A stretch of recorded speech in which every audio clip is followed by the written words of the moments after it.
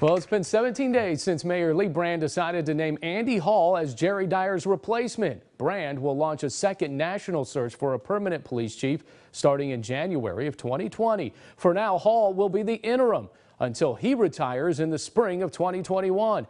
For the first time, the soon-to-be interim chief sat down with me in a lengthy and candid conversation about being handed the job he did not apply for. Well, coming off that press conference, I can tell you were a little nervous. How nervous were you standing at that podium knowing I'm the next police chief? Well, it was just the weight of it all. It came so fast that I didn't really have time to mentally prepare myself for everything that was happening. I barely had an opportunity to tell my wife and my family that what was going on. So it was just a whirlwind, and I really wasn't nervous. There was just so much on my mind, the enormity of it all. Take me back to the day that Mayor Brand comes to you and says, I need you to be the interim chief because we're not going to have a permanent chief right now. Well, I got an appointment that day, which was Wednesday, 2 days before the actual announcement occurred, and to come over and meet with the mayor and his staff, the city manager, to discuss the transition, the new mayor transition. So I assumed it was just to come over and they were going to tell me who the new chief was, and we were going to develop a plan to get him or her into the position and transition. And then when I looked up who was invited to the meeting, I saw there were no other deputy chiefs invited to that meeting, and naturally I became concerned that this wasn't the direction of the meeting. And so when I walked into the meeting, and I was the only one invited other than the executive staff over at City Hall, I kind of surmised what was going to happen. And they asked me if I would take it.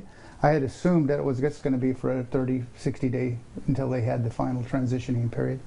And when they asked me that they wanted for a year up to 18 months, I was quite shocked. It wasn't in my cards. I had no inclination that it was going to happen.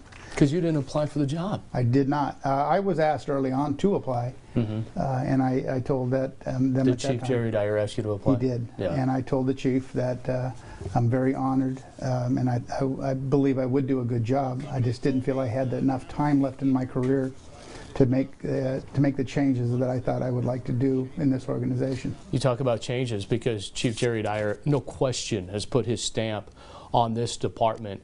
How do you come out of that shadow after the interim period and you become the temporary chief for the time until you retire?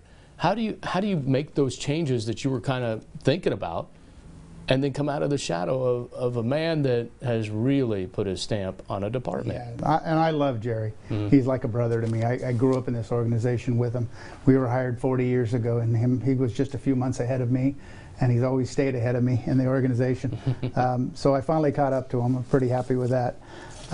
But you're right, he has done some amazing things in this organization, but I think there are some changes that we can make. The communities are changing, the direction from Sacramento is changing, so there will be some changing, and it's going to require really strong leadership, and I think that's what the mayor and the city manager were looking for, somebody who could be that strong leader in the absence of a very strong leader. When you talk about some of the changes in Sacramento, AB 392 is one of those big, massive changes. When they passed the law, governor signs it saying only when necessary instead of reasonable deadly force. How do you look at this? And when I was talking to Chief Fleming last week, he said AB 392 does not change the culture of policing, unlike what Governor Newsom says it will. What's your take on this? Well, what I do know in 40 years of doing this job, it's an extremely difficult job. You have to make decisions so quickly. There's so many things going on, and it's a very difficult job all by itself. And then to have some people be able to second guess you every second of your job, it's difficult. And you think about other professions having to wear a camera on their shoulder the whole time. Think about a politician having to wear a camera, or a doctor having to wear a camera, and that kind of scrutiny. Of course it puts pressure on our officers, but that's what the community is demanding right now, and we have to make adjustments, and we will. But it does have consequences. Laws like these do have consequences, and I'm not sure what those will be. Well, we'll continue doing our job. We'll continue protecting the city and putting criminals in jail. We don't know what the outcome is, and it may have no impact, but it could have a tremendous impact on law enforcement. Do you agree with the governor, or do you disagree with the governor on the culture changing? I believe that the culture of law enforcement is changing, and it will continue changing. It's a living, breathing organism. Mm-hmm. You know, it changes with the demands of the community. We're a reflection of that community. So I think it is changing, but I think sometimes politicians in Sacramento try to push it beyond its ability to change, and that's going to create some significant issues in the community. You know, you talk about change, and you talk about the camera always on. In one of those cases, London Wallace, the 17-year-old, in which you're coming into this for the first time and you're seeing, as you will be taking over soon, this will be one of the big controversies and one you'll have to answer to, where an officer is, you know, presumably seen throwing at least 8 punches at this 17-year-old. What was your first take as you watched this video? Well, I think it was the same as anybody's. Anytime you see violence, whether it's a community member or a police officer involved in a violent situation, it's always disturbing to the conscience.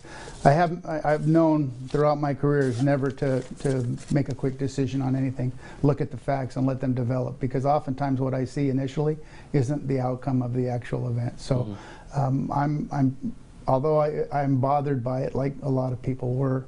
I'm allowing myself to step back and let the investigation develop, let the facts come out, and then I'll make a decision.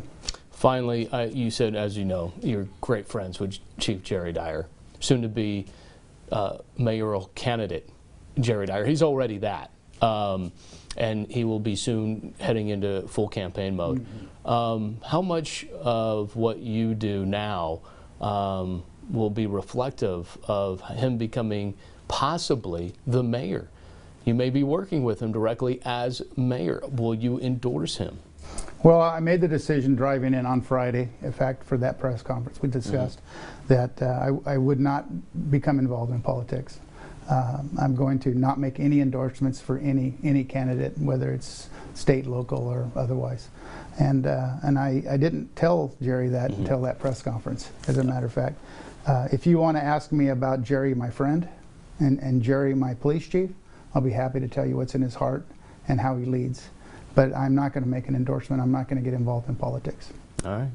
Soon to be Police Chief Andy Hall. Thank you. Thank you so much. And you can catch more of our interview with Chief Hall on yourcentralvalley.com on Sunday Morning Matters Extra. And still to come, our panel returns. Governor Newsom policing the police, a new law that's been changed for the first time since 1872.